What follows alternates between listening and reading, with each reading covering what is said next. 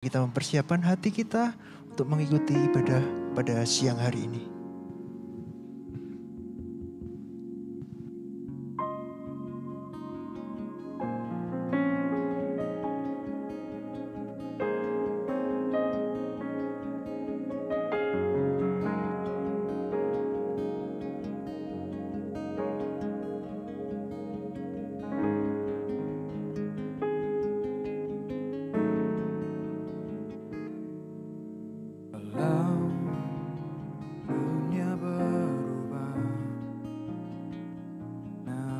Kasih-Mu Tuhan sama di hidupku, setia dalam setiap rencana-Mu.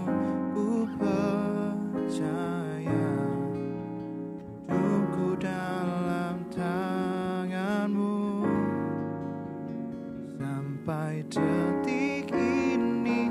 Ku melihat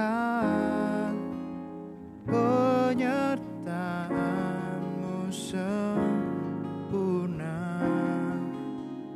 sampai selamanya. Kaulah Tuhan, satu-satunya pengharapanku.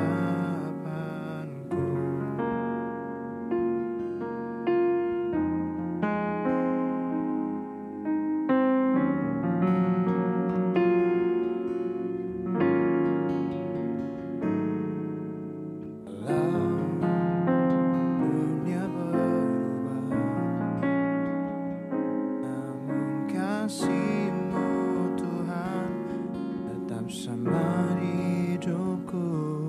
Kau setia dalam setiap rencana-Mu. Ku percaya hidupku dalam tangan-Mu sampai detik ini. Ku melihat penyertaan-Mu sempurna sampai selamanya. Kaulah Tuhan, satu-satunya pengharapanku sampai detik ini. Ku melihat penyertaan-Mu sempurna sampai selamanya. Kaulah Tuhan, satu-satunya pengharapanku.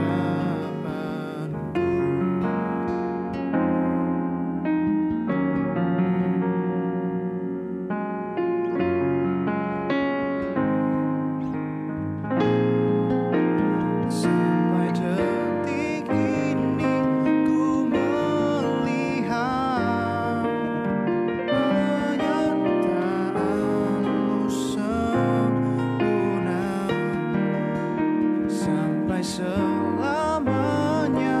Kaulah Tuhan, satu-satunya pengharapanku. Sampai detik ini ku melihat penyertaan-Mu sempurna sampai selamanya. Kaulah Tuhan, satu-satunya pengharapanku, satu-satunya pengharapanku, satu-satunya pengharapanku. Puji Tuhan.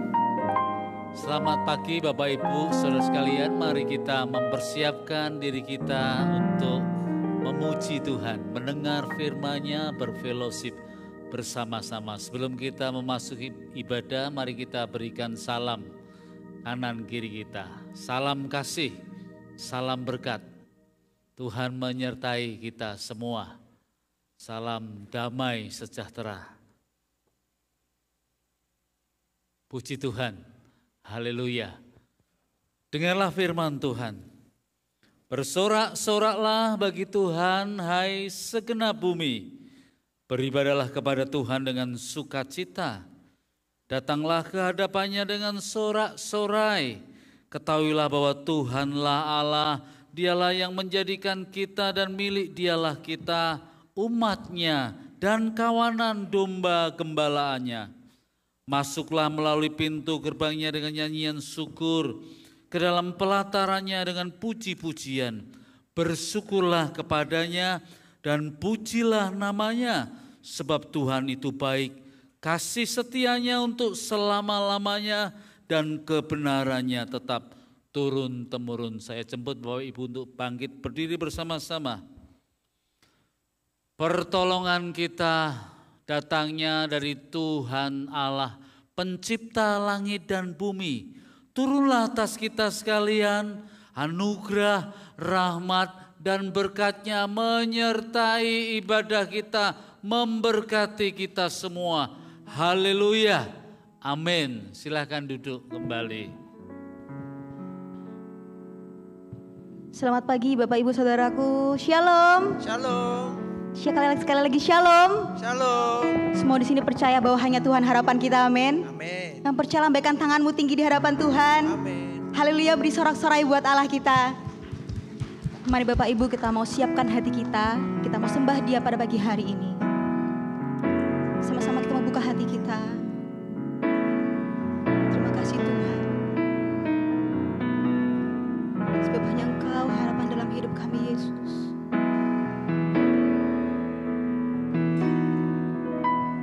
Tiada pernah ku ragukan kasih setiamu, ya Tuhan.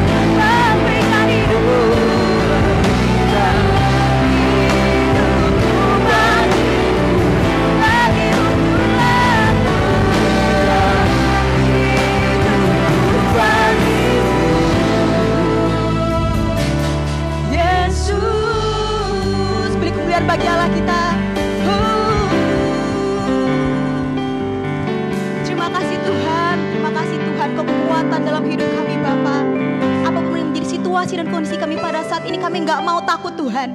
Kami nggak mau pandang semua itu, kami hanya memandang kepada Engkau saja Bapa. Ajar kami Tuhan untuk selalu rindu mencari wajah-Mu dalam kehidupan kami Tuhan. Hanya Engkau yang kami perlukan dalam hidup kami Tuhan. Engkau lebih dari cukup buat setiap kami Bapa. Terima kasih Tuhan. Kami mau lebih lagi Tuhan memuji dan memuliakan nama Engkau pada pagi hari ini. Kau bebaskan roh setiap kami Tuhan. Bila kami boleh bebas Tuhan mengeluhkan nama-Mu pada pagi hari ini. Terima kasih kami baik. Kami percaya Engkau ada bersama-sama dengan kami di tempat ini. Dan kami rindu Tuhan untuk memuji dan memuliakan nama-Mu Bapa. Terima kasih kami baik. Bapak Ibu yang siap memuji Tuhan, sama-sama kita katakan amin. Sekali lagi beri sorak-sorai buat Allah kita. Haleluya.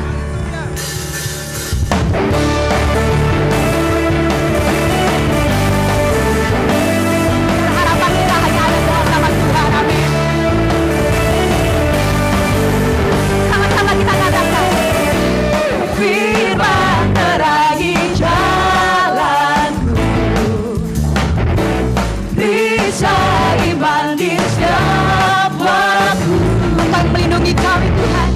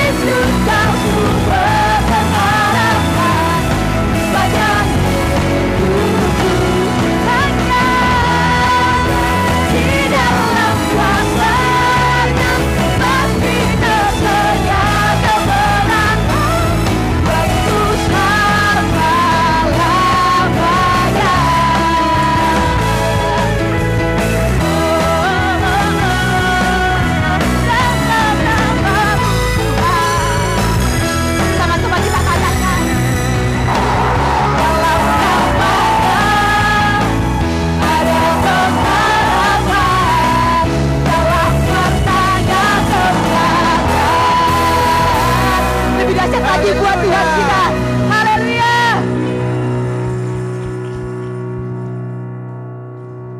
Saudara, ada orang yang pernah bilang kalau senyum itu menular. Nah, sekarang kita mau siapkan senyum kita yang termanis. Siapkan ya. Terus kita mau berikan senyum kita ke kiri, kanan, depan, belakang. Oke? Sudah siap senyum termanisnya? 1, 2, 3. Berikan senyum yang termanis. Berikan sorak-sorai buat Tuhan kita. Haleluya.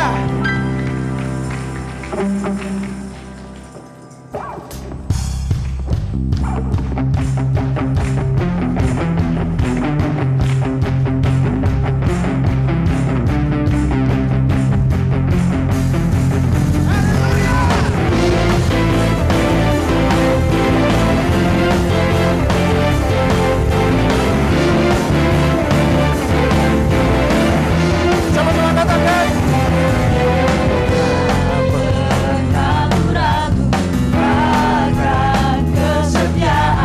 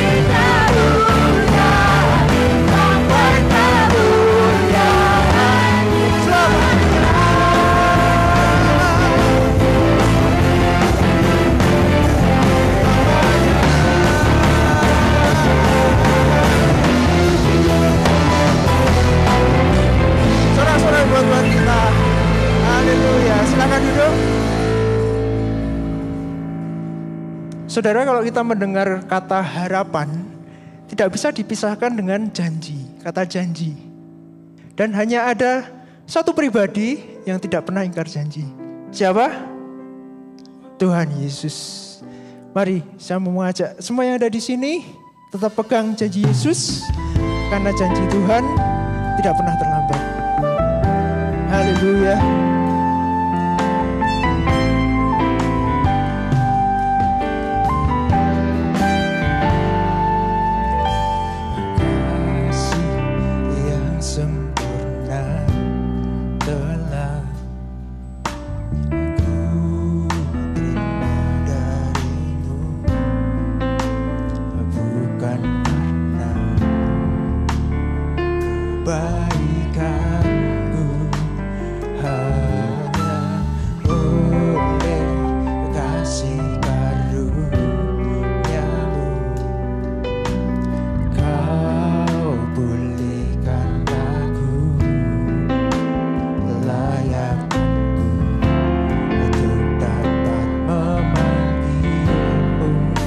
Katakan sama-sama.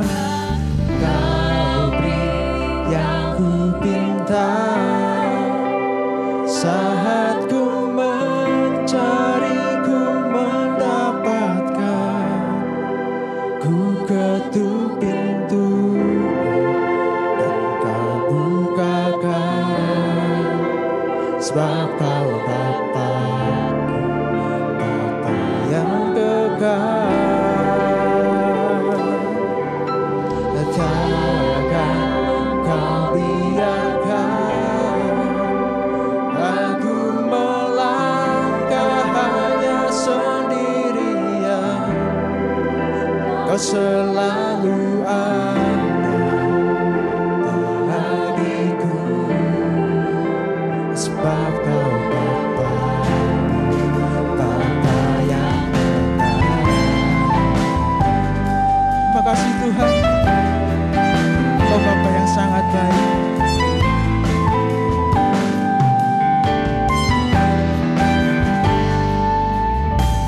Kasih yang sempurna telah ku terima darimu, bukan karena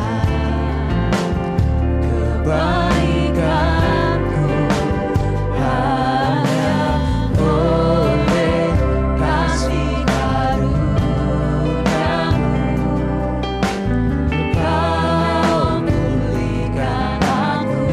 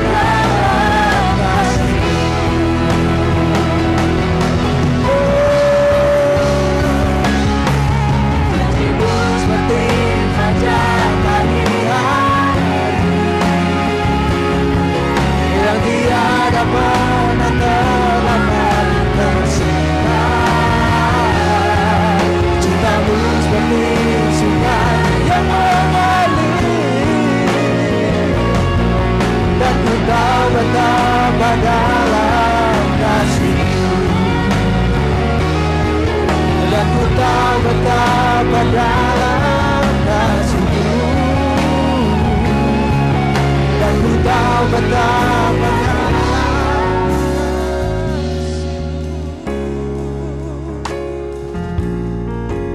Tuhan, kami bersyukur kepadamu, betapa dalamnya, betapa luasnya kasih-Mu, betapa panjang dan tingginya kasih-Mu ya Tuhan. Kami bersyukur kami membawa keluarga-keluarga kami di hadapan Tuhan, supaya menjadi keluarga yang penuh pengharapan, yang menjadi murid-murid Kristus yang sejati.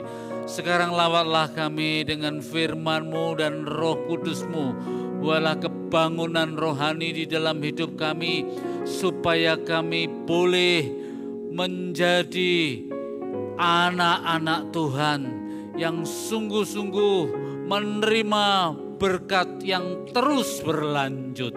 Terima kasih, terpujilah nama-Mu. Pakailah hamba-Mu yang penuh dengan kelemahan dan kekurangan ini. Biarlah Roh Kudus mengurapinya. Engkau mempersiapkan hati dan pikiran kami semua, sehingga kami boleh menangkap maksud Tuhan untuk keluarga kami. Terpujilah nama Tuhan. Dalam nama Tuhan Yesus Kristus kami sudah berdoa dan mengucap syukur. Haleluya. Amin. Silahkan duduk kembali Bapak Ibu sekalian. Shalom. Mari kita belajar firman Tuhan.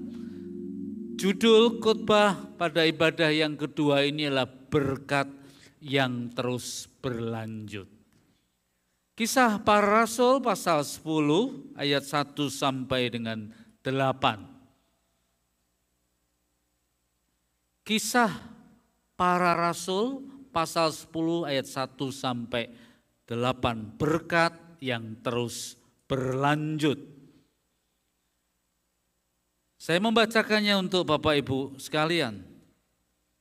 Di Kaisarea ada seorang laki-laki yang bernama Kornelius, seorang perwira dari batalion yang disebut Batalion Italia.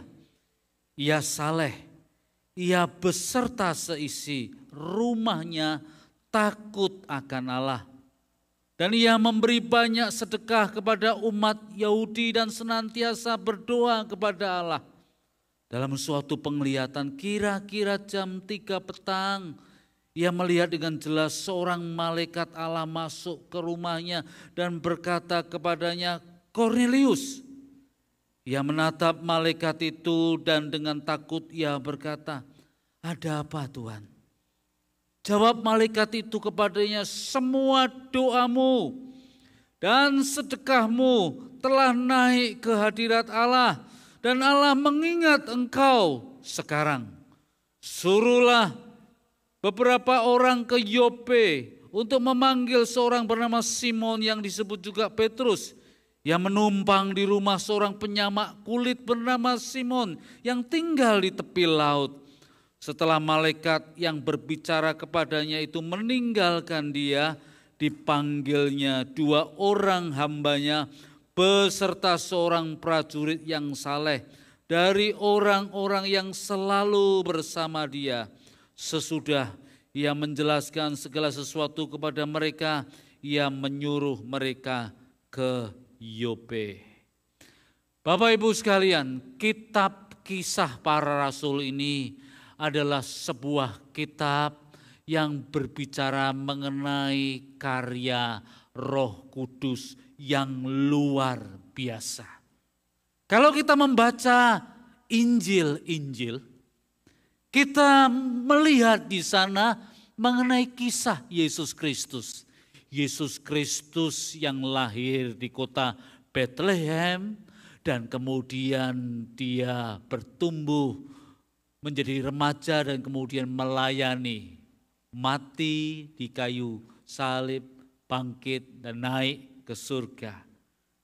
Kisahnya mengenai Yesus Kristus. Senternya, fokusnya mengenai Yesus Kristus. Tetapi kalau kita membaca kitab Kisah Para Rasul, senter, fokusnya kepada Roh Kudus. Di Injil ada peristiwa Bethlehem. Di Kisah Para Rasul ada peristiwa Yerusalem. Di Bethlehem ada inkarnasi. Allah pribadi yang kedua menjadi manusia. Di Yerusalem ada pencurahan Roh Kudus, disebut sebagai Pentakosta. Roh Kudus dicurahkan, Roh Kudus memenuhi orang-orang percaya, menggerakkan mereka untuk menjadi saksi-saksi Tuhan dan mengabarkan berita Injil. Bukan saja orang perorangan yang digerakkan, yang dipenuhi oleh Roh Kudus untuk memberitakan Injil seperti Rasul Petrus, Rasul Yohanes, Rasul Paulus, Stefanus, Barnabas, Silas, Markus. Tetapi yang menarik adalah Roh Kudus juga menggerakkan, memakai keluarga-keluarga pengikut Kristus yang memiliki pengharapan, dan keluarga-keluarga itu menjadi saksi-saksi kerajaan Allah, saksi-saksi kebenaran Tuhan. Mereka itu adalah keluarga-keluarga yang sederhana, yang membuka rumahnya untuk memecahkan roti bersama-sama. Jadi perjamuan kudus itu dulu dilakukan di rumah-rumah. Sederhana sekali.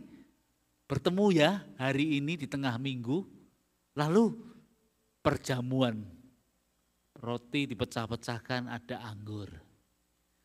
Keluarga-keluarga sederhana itu membuka untuk perjamuan kudus. Juga ada keluarga yang namanya Priscilla dan Aquila, kemudian keluarga kepala penjara di kota Filipi, keluarga Lydia dan saudara-saudaranya. Mereka memecah-mecahkan roti, mengundang sahabat-sahabat bersama-sama untuk saling menguatkan, saling mendoakan, dan menjadi saksi-saksi Kristus. Pagi hari ini kita mau belajar dari sebuah keluarga, yaitu keluarga Kornelius. Ada apa dengan keluarga Kornelius ini? Di Kisah Para Rasul, kita membaca tadi keluarga ini keluarga yang luar biasa sekali. Kepala daripada keluarga ini adalah seorang perwira dari batalion Italia. Jadi dia perwira, seorang perwira itu mempunyai anak buah 100 prajurit. Dan anggota-anggota batalionnya diambil dari Italia. Dan dia sendiri orang Romawi. Jadi Kornelius itu perwira terpandang. Pemimpin militer, punya anak buah. Dia bukan orang Yahudi. Tetapi kitab suci menyatakan bahwa ia punya iman. Dia percaya seperti orang-orang Yahudi percaya. Orang-orang Yahudi itu percaya apa? Orang-orang Yahudi itu percaya Allah itu esa. Allah itu pembuat sejarah. Allah itu pencipta langit dan bumi. Allah itu adil dan berkuasa. Dan semuanya itu dicatat di perjanjian lama. Sejak kapan? Kornelius dan keluarganya, orang Romawi, bukan orang Yahudi, percaya dan beriman sama seperti keluarga-keluarga Yahudi. Sejak mulai kapan? Memang Bapak Ibu, bangsa-bangsa lain yang mendengar kisah mengenai Israel, kisah mengenai orang-orang Yahudi itu, mereka itu pada tertarik. Mereka itu bangsa-bangsa di luar Yahudi menyembah matahari, bulan, bintang, seperti orang-orang di Persia dengan kepercayaannya Zoroaster. Seperti orang-orang di Babelonia, kepercayaan terhadap benda-benda langit yang besar. Jadi orang-orang di luar Yahudi itu begitu tertarik kepada iman Israel. Ini Allah yang esa, Allah pencipta langit dan bumi, Allah yang adil dan mulia. Dan orang-orang yang tertarik ini kemudian mereka mulai menaruh iman seperti iman orang-orang Yahudi. Mereka sadar, akal budi mereka sadar, tidak mungkin langit kita puji, matahari kita sembah, tidak mungkin.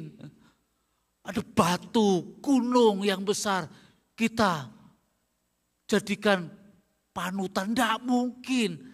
Ada tombak, ada keris, ada senjata-senjata yang dijadikan andalan itu, tidak mungkin. Jadi orang-orang Yahudi itu benar. Orang-orang Yahudi itu punya Allah yang sejati. Allah yang betul-betul terbukti melindungi umatnya.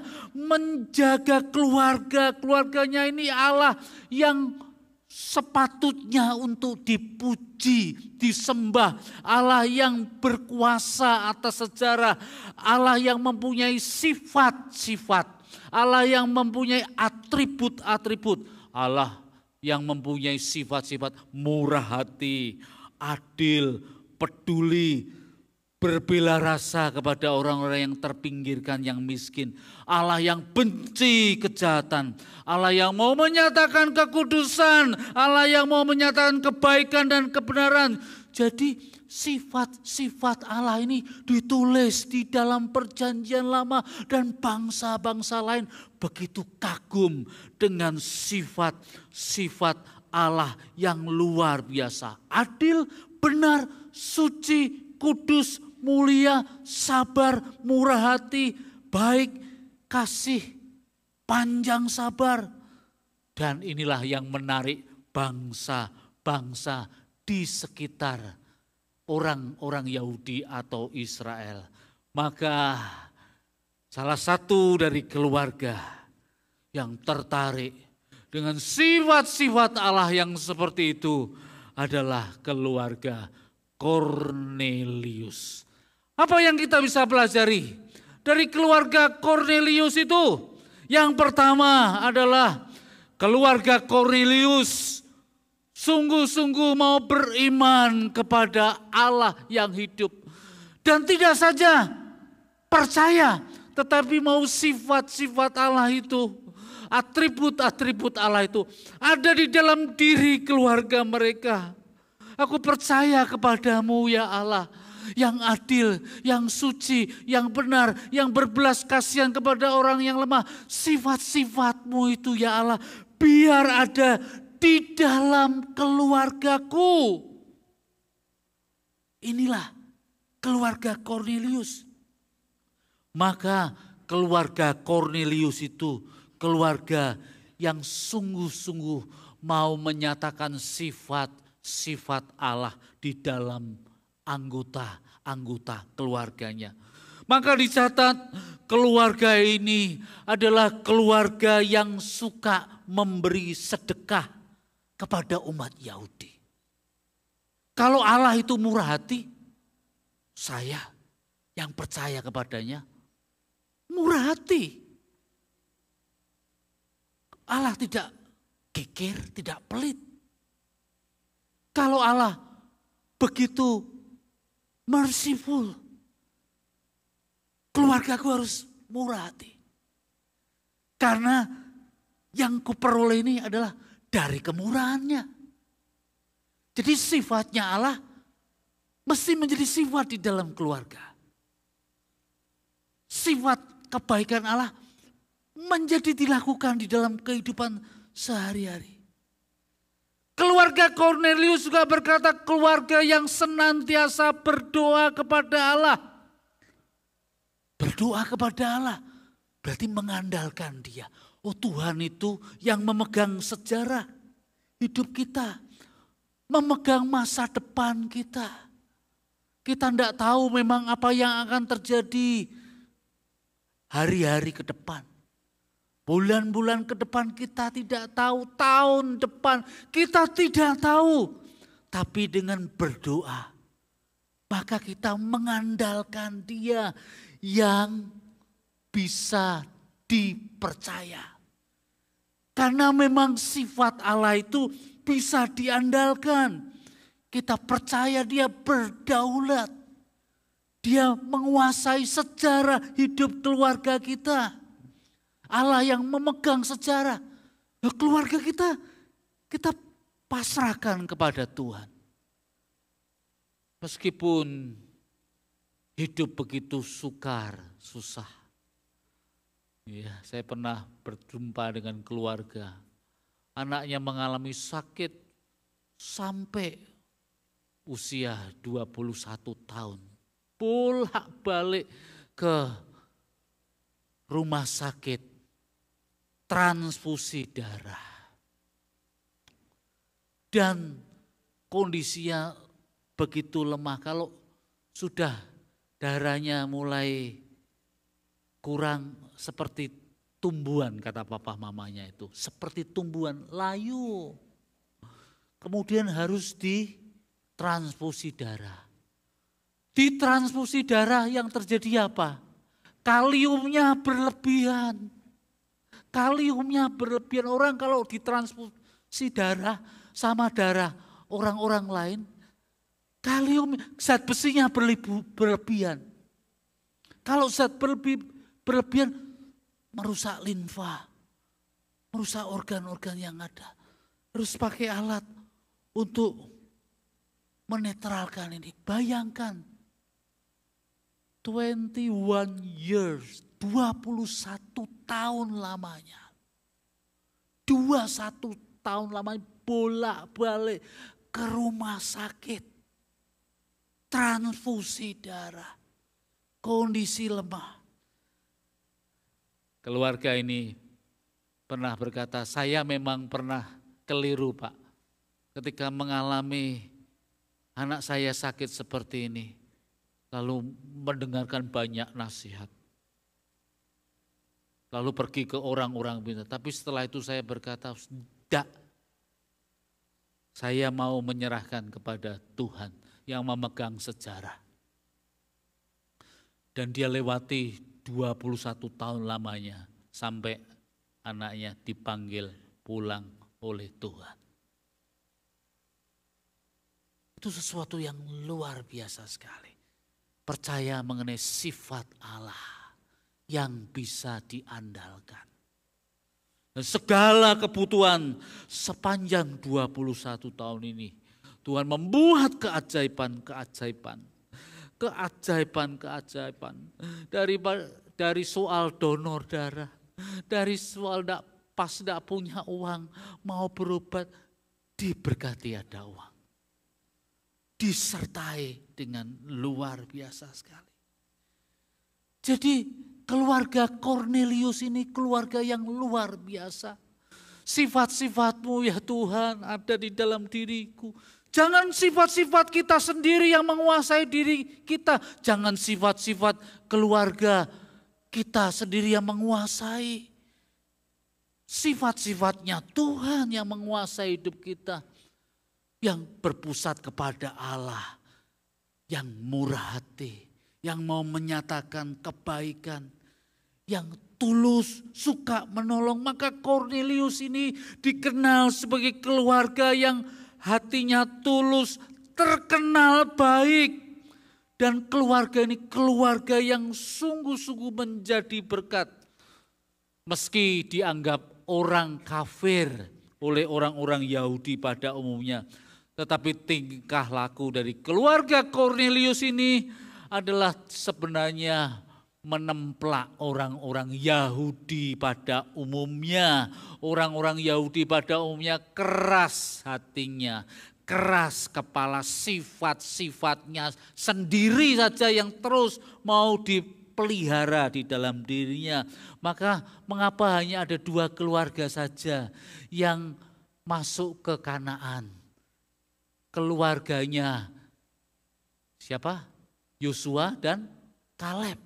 Bayangkan loh, yang keluar dari Mesir itu 500.000 orang laki-laki. Kalau di total jumlahnya dengan anak-anak sama perempuan 2 juta.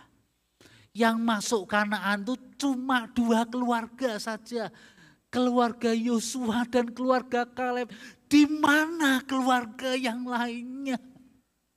Di mana? Maka keluarga Kornelius itu sebagai templak, sindiran untuk orang-orang Yahudi.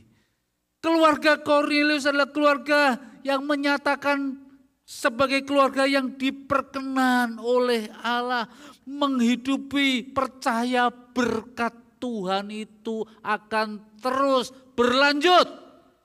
Dia yang megang sejarah. Sifatnya murah hati, tidak mungkin Tuhan itu tidak memberkati keluarga saya. Pasti kalau saya rajin, saya tidak malas bekerja, Tuhan memberikan hikmat saya, Tuhan memberikan keberuntungan, periuk-periuk itu pasti akan ada gandum dan minyaknya. Terus sama seperti janda di Sarfat. Percaya sama kemurahan Tuhan, percaya sama kebaikan Tuhan. Janjinya, berkatnya akan terus berlanjut. Ada 2 keluarga yang hidup di abad 18 dan abad 19. Keluarga yang pertama namanya McJukes. Dia hidup kira-kira di tahun 1800-an. Ya. Keluarga McJukes ini diteliti oleh seorang sosiolog. Ya. Di tahun 1877 diteliti. Dia sudah mati lama, kemudian ada anak, cucu, cicitnya diteliti oleh seorang ahli sosiologi yang namanya Richard Dugdale. Ditelusuri ini pohon keluarganya ini. Setelah ditelusuri apa? Ditemukan dari keturunan Juk ini 7 orang jadi pembunuh. 60 jadi pencuri, 190 jadi pelacur, 150 jadi narapidana, 310 jadi orang miskin, 440 fisiknya dirusak oleh alkohol, dan 300 dari keturunannya itu meninggal sebelum waktunya. Juk itu memang hidupnya kacau balau, tidak takut sama Tuhan, tidak peduli sama firman Tuhan, keluarganya kacau balau, berantakan. Tapi dibandingkan dengan seorang di tahun 1700-an, ada seorang bernama Jonathan Edwards. Dia seorang pengkhotbah dari kelompok kekudusan atau kelompok Puritan. Ya. Yang menikah dengan istrinya namanya Sarah tahun 1727. Dan Jonathan Edwards ini diteliti hidupnya. Setelah 150 tahun kematiannya, dia diteliti oleh seorang pendidik, seorang guru yang namanya Winship. Diteliti ini Jonathan Edwards ini sudah mati 150 tahun, cucu-cucunya, cicit-cicitnya atau anak-anaknya jadi apa ya? Diteliti. Pohon keluarga itu ditemukan. 1 jadi wakil presiden Amerika Serikat. 1 jadi dekan fakultas hukum. 1 jadi dekan fakultas kedokteran, 3 jadi senator Amerika, 3 jadi gubernur di beberapa negara bagian Amerika, 3 jadi wali kota, 13 rektor perguruan tinggi, 30 hakim, 60 dokter, 65 profesor, 75 perwira militer, 80 orang pejabat publik, 100 orang pengacara, 100 orang pendeta, 285 orang lulusan perguruan tinggi. Lalu Winship menjelaskan kok bisa seperti ini bagaimana ya? Ternyata diteliti Jonathan Edwards yang hidupnya yang menikah mulai tahun 1725. Dia adalah orang yang saleh, pekerja keras, cerdas, bermoral, dan istrinya yang namanya Sarah luar biasa sekali. Jonathan Edwards dan istrinya selalu menyediakan waktu dalam 1 hari, 1 jam bertemu dengan anak-anaknya, mengajar firman Tuhan, berdoa. Hidup itu bukan hanya soal pencapaian dan karir saja. Kalau kepala keluarga isinya pencapaian terus, karir terus, bilang yang penting kan demi priuk. Hidup itu bukan hanya pencapaian dan karir saja. Hidup itu adalah keluarga juga harus diperhatikan. Kalau mau berkat itu terus berkelanjutan. Maka Jonathan Edwards sama istrinya itu every day 1 hour duduk makan bersama. Didoakan satu persatu anak-anaknya. Itulah Jonathan Edwards. Pohon keluarganya begitu banyak buahnya, tapi yang satu pohon keluarganya kering. Pohon keluarganya ada di dalam nama yang buruk. Pohon keluarganya gersang. Tapi yang satu berbuah-buah lebat sekali. Kita belajar dari Cornelius. Keluarga yang menaruh sifat-sifat Allah di dalam dirinya. Yang kedua, Cornelius dan keluarganya adalah keluarga yang terpandang. Karirnya sebagai seorang perwira. Banyak orang berkata kalau mau jadi perwira naik lagi jenjangnya. Kamu harus ikut suara yang banyak. Kalau kamu ikut Kristus, loh Romawi itu karirnya bagus loh. Bisa jadi jenderal. Tapi kalau kamu ikut Kristus, wah kamu tidak bisa naik karirmu. Keluargamu juga harus belajar kompromi. Tidak apa-apa demi karir. Yang penting kan kita happy-happy saja. Kalau karirnya baik, bisa menjabat ini itu. Soal iman itu soal yang kesekian. Yang penting karir. Godaan keluarga sekarang ini begitu banyak. Materi menjadi idola bagi keluarga. Nama besar di masyarakat menjadi cobaan bagi keluarga. Fasilitas yang luar biasa. Dan ini bisa ditempuh dengan cara-cara yang kompromi. Kompromi kalau mau naik jabatan, mau menjadi pimpinan, manajer senior. Mau enggak? Kalau kamu mau menikah dengan saya, kamu bisa berkembang lebih lanjut lagi. Kamu tinggalkan imanmu. Tapi keluarga Cornelius itu tidak seperti itu. Perwira, kalau Tuhan berkati, nanti Tuhan yang buka jalan. Saya tetap percaya kepada Allah yang hidup. Karir di tangan Tuhan. Yang penting rajin. Menjalankan tugas yang diberikan bos. Bisa mengambil hati, jujur. Menambah keterampilan-keterampilan semakin maju. Orang kalau bekerja seperti itu tuh di perusahaan, dagang. Yang penting kita harus ulet. Nah, nanti Tuhan yang bukakan berkat-berkatnya dengan iman yang tertuju kepadanya, setia kepadanya. Lah Cornelius itu seperti demikian. Jadi kalau saya tidak naik jabatan, perwira tidak apa-apa. Yang penting saya takut sama Tuhan. Berkat itu di mana-mana Tuhan bisa kirim. Dan tidak boleh kompromi di dalam hidup ini. Jadi keluarga Cornelius begitu terjaga dari godaan, dari cobaan yang ada. Yang ketiga, Kita belajar dari keluarga Kornelius. Keluarga ini adalah keluarga yang hospitable. Hospitable itu apa? Hospitable itu adalah keluarga yang ramah.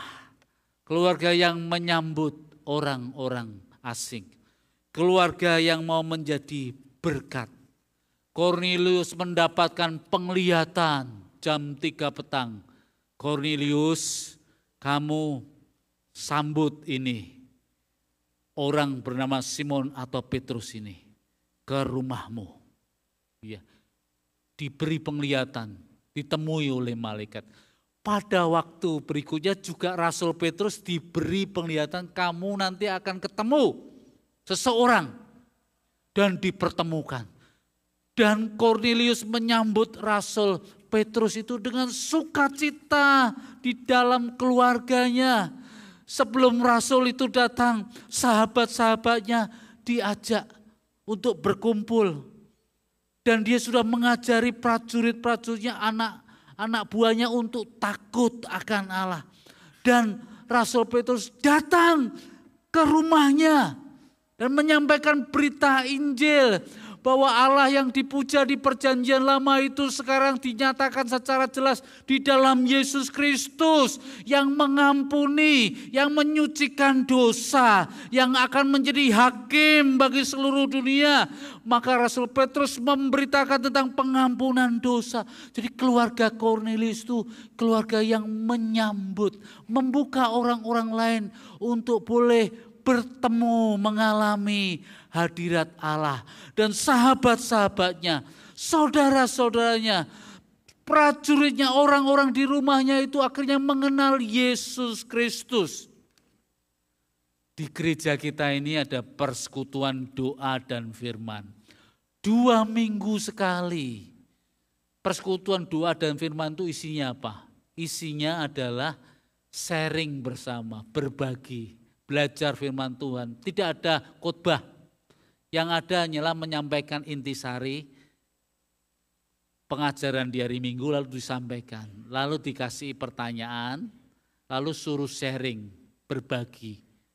Dan kemudian saling mendoakan, sebelumnya menghafal 1 ayat. Rumah-rumah tangga Kristen dibuka untuk menjadi rumah-rumah PDF. Dan Kornelius itu diberkati. Karena rumahnya itu dibuka untuk persekutuan doa. Untuk orang-orang mengalami kuasa Tuhan. Jadi saya berdoa supaya jemaat Gia Kudus ini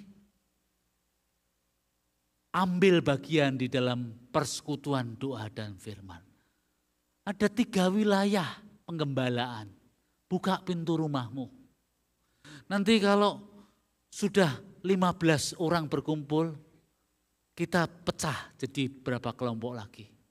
Kita mau mengalami Tuhan, kita mau mendoakan satu sama lain. Masuk ke persekutuan doa dan firman, masuk di sana. Supaya Tuhan memberkati persekutuan rumah tangga. Setiap rumah yang dipakai untuk persekutuan bersama selalu akan diberkati oleh Tuhan. Sama seperti Kornelius ini. Kornelius ini dan keluarganya diberkati oleh Tuhan luar biasa. Dan berkat yang paling utama adalah mengenal keselamatan. Bertemu dengan Yesus Kristus. Dan berkat-berkat yang lain menyusul, berkat persahabatan. Berkat networking yang baru, jejaring yang baru. Berkat bertemu, ide-ide yang muncul yang baru. Kekuatan ada. Nah inilah keluarga Kornelius yang mau keluarganya berkatnya terus berlanjut. Oleh karena itu saya menghimbau kepada Bapak Ibu sekalian masuk ke PDF. Minggu depan ini hari Rabu ada 3 wilayah. Yang tidak tahu tanya Pak Yo, tanya Pak Elisa, tanya Pak Ferry, tanya Pak Heri. Mana wilayah yang dekat di rumah saya? Pergi doa bersama. Terima berkat yang terus berlanjut. Buka rumahmu untuk persekutuan. Jangan menyediakan apa-apa. Tidak perlu menyediakan makan. Minum saja. Kalau mau menyediakan snack, ya boleh. Kalau enggak apa-apa. Tidak usah disediakan apa-apa, yang penting berdoa bersama-sama. Rumah tangga diberkati oleh Tuhan. Karena Roh Kudus mau menggerakkan keluarga-keluarga Kristen untuk menjadi saksi-saksinya. Tuhan memberkati kita, biarlah keluarga kita seperti keluarga Kornelius. Sifat-sifat Allah ada di dalam diri keluarga kita. Kita percaya bahwa yang menentukan karir masa depan Tuhan yang pegang. Yang ketiga, bukalah rumah tanggamu untuk menjadi tempat-tempat persekutuan di mana kita boleh dikuatkan dan diberkati bersama-sama. Tuhan memberkati kita. Amin. Saya minta pemain musik sama singer boleh maju ke depan. Kita akan menyanyikan pujian. Kami perlu Kau Tuhan, kami perlu Kau Tuhan.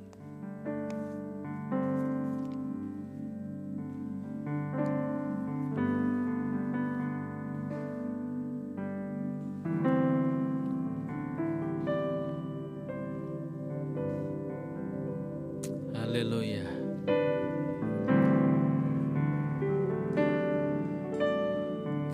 Kemanakah kami mencari kasih sejati?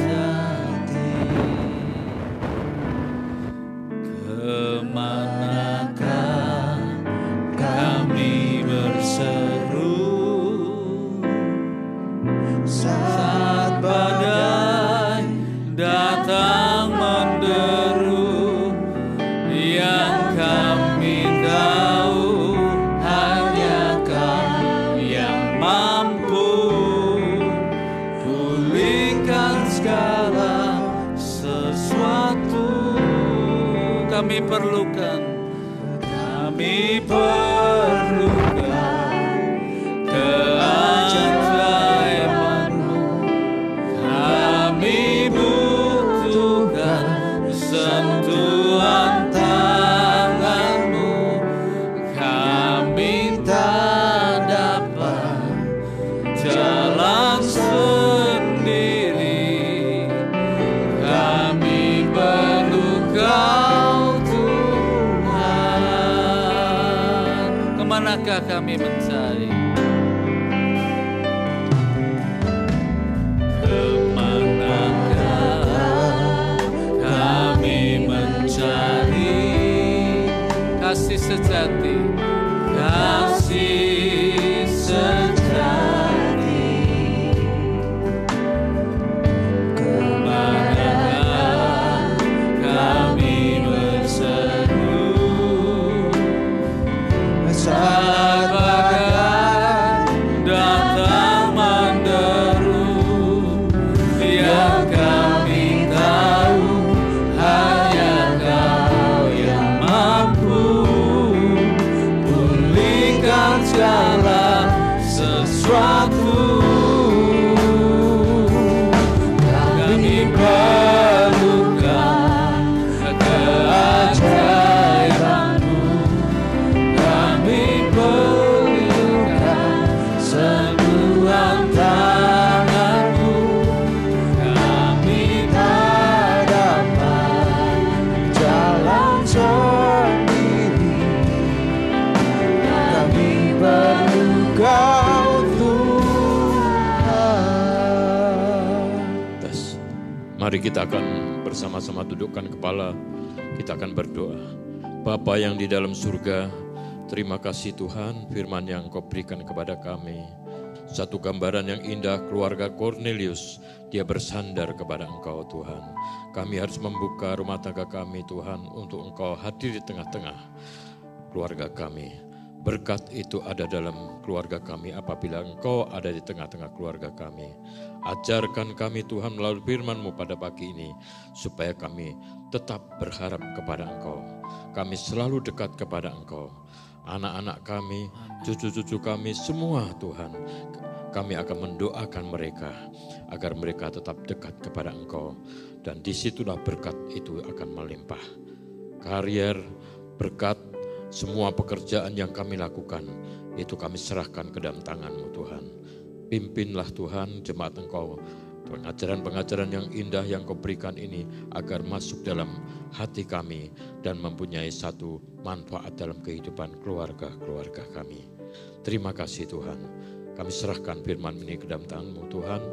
Kau pakai hamba-Mu Bapak Minggus lebih lanjut untuk Engkau pakai lebih heran dan memberikan satu keterangan, satu pengajaran yang indah di tengah-tengah jemaat kami. Terima kasih. Dalam nama Yesus kami berdoa. Amin.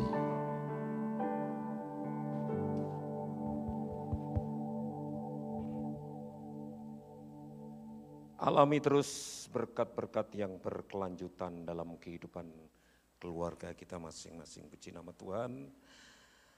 Sebelum kita lanjutkan untuk beberapa hal mengenai warta jemaat yang akan kita perhatikan dan ditekankan, kita akan menyaksikan terlebih dahulu liputan dari ibadah gabungan Berea, Diakonia, dan Beasiswa. Silakan multimedia.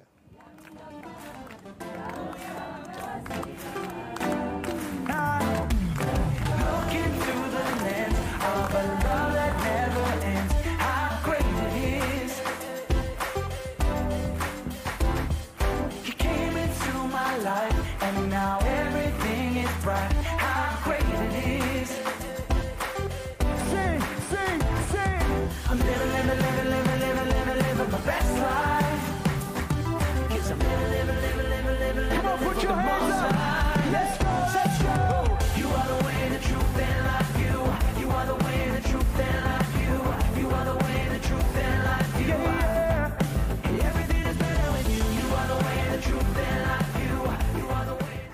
Ya, itu tadi beberapa liputan dari ibadah gabungan 3 seksi. Selanjutnya kita akan perhatikan beberapa hal yang ingin ditekankan. Yang pertama, telah pulang ke rumah Bapa di surga dalam damai sejahtera Kristus, saudara kita seiman, Ibu Marta Boru Sinaga. Beliau adalah mamah dari Ibu Delima Manurung, ibu mertua Pendeta Ferry Sagai. Dipanggil Tuhan dalam usia 89 tahun dan sudah dimakamkan hari Rabu tanggal 18 September di Sumatera Utara. Seluruh keluarga besar Gereja Isa Almasih Kudus menyampaikan simpati yang mendalam, disertai doa kiranya Tuhan memberikan kekuatan penghiburan kepada keluarga. Ya, kemudian dukung dalam doa dan sempatkan hadir dalam ibadah raya minggu depan.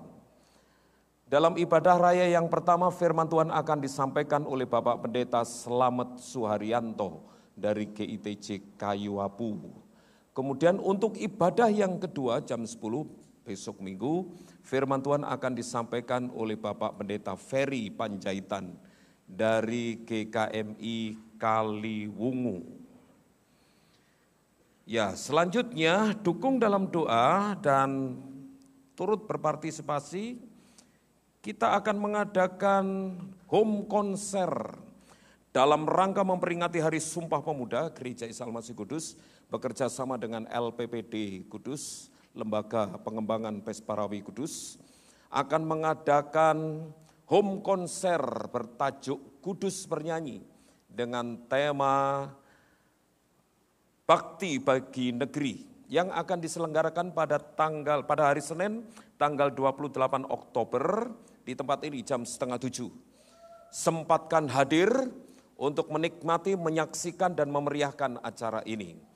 Kita undang beberapa gereja-gereja sahabat di sekitar kita, ada sekitar 17-18 perform. Kita akan menyaksikan solo, kita menyaksikan permainan instrumentalia, paduan suara anak, dewasa dan sebagainya. Catat tanggalnya dan ingat hadir di acara ini. Kudus Bernyanyi 28 Oktober. Berkaitan dengan itu, kita akan mengadakan doa dan puasa mulai bulan Oktober di Kamis pertama dan Kamis kedua, tanggal 3 dan tanggal 10 Oktober.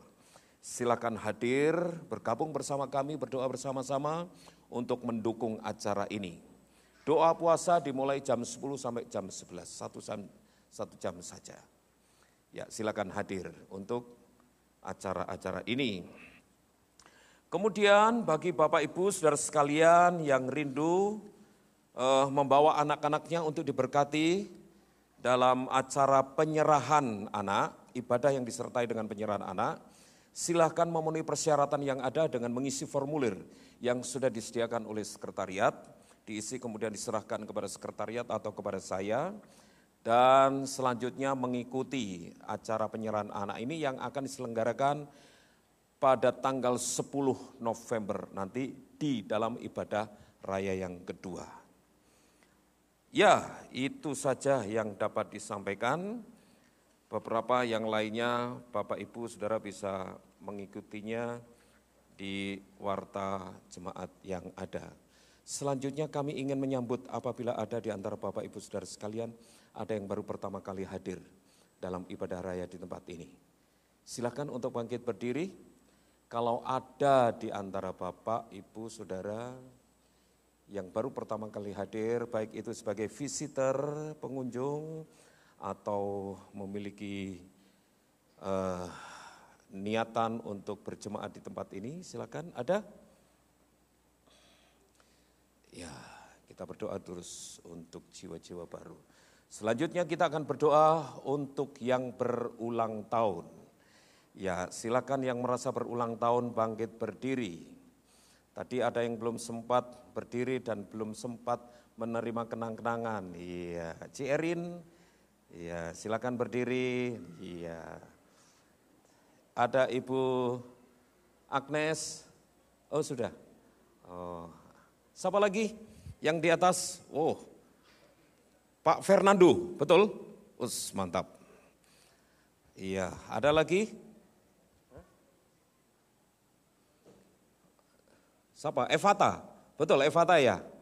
Ya, Evata, ada Fernando, ada Pak Beni. Ya betul Pak, loh kok enggak berdiri? Enggak mau hadiahnya nih buat saya nanti. Ada lagi yang lainnya? Ya, Pak Yonatan sudah didoakan, tapi babi hongnya belum. Ya silakan Pak Gembala.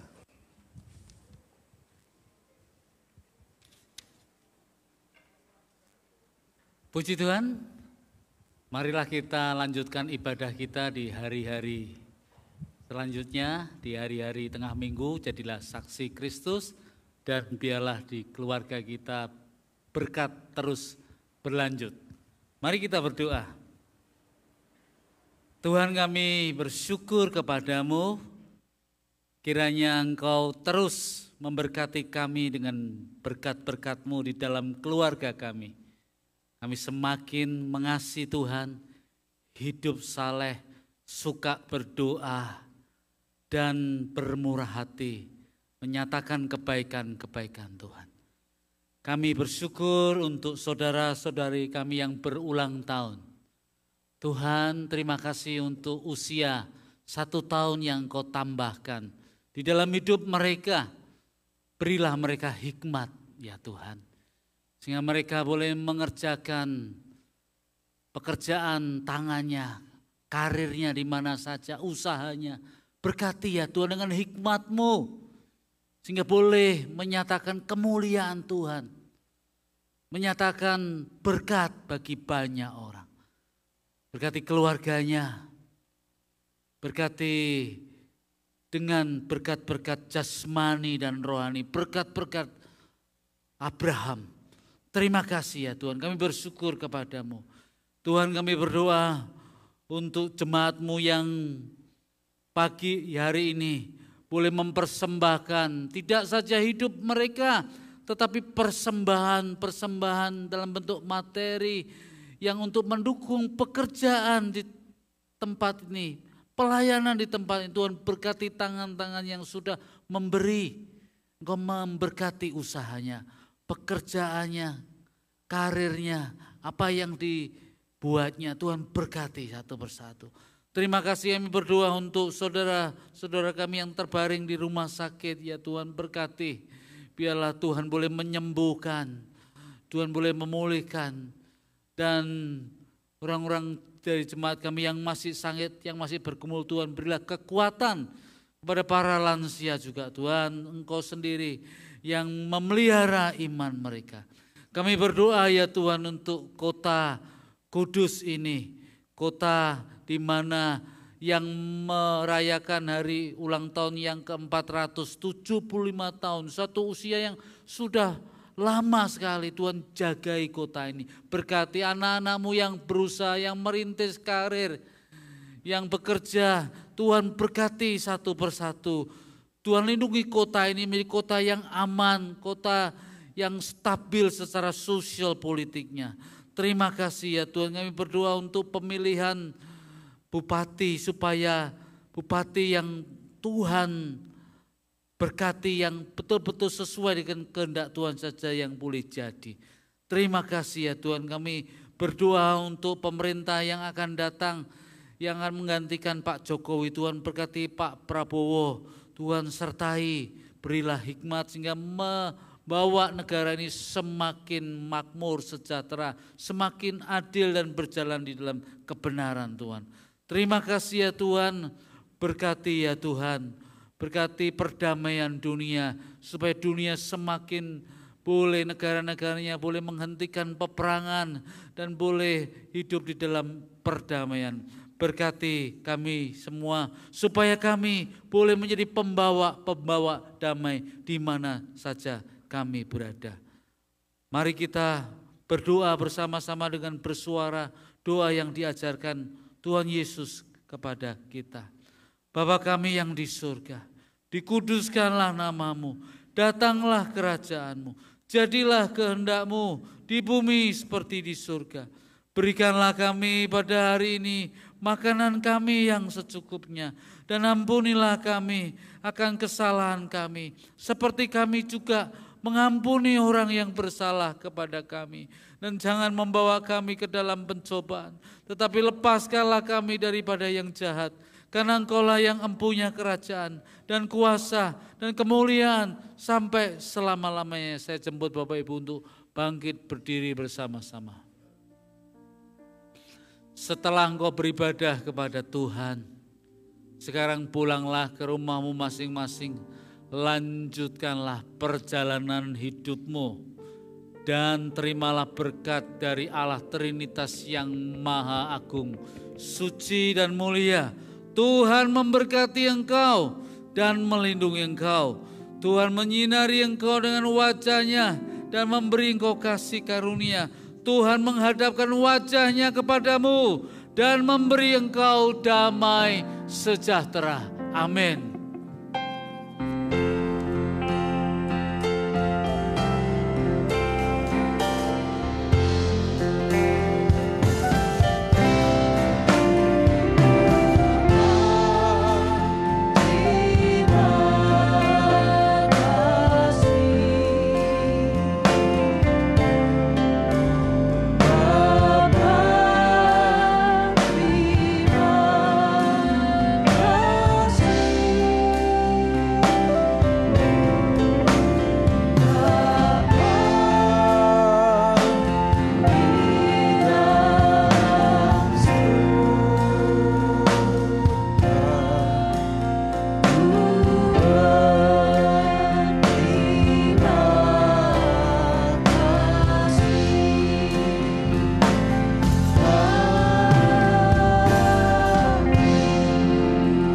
Selamat hari Minggu, Tuhan Yesus memberkati.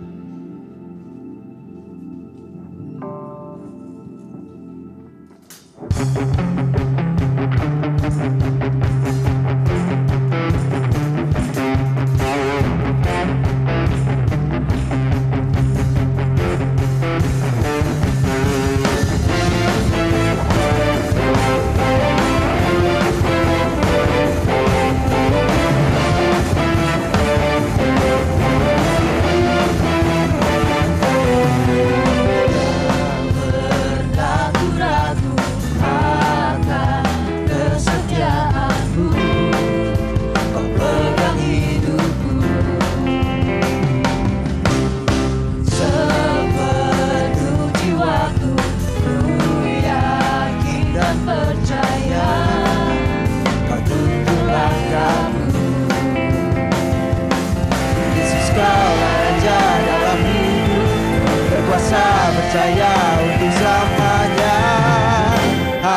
Kau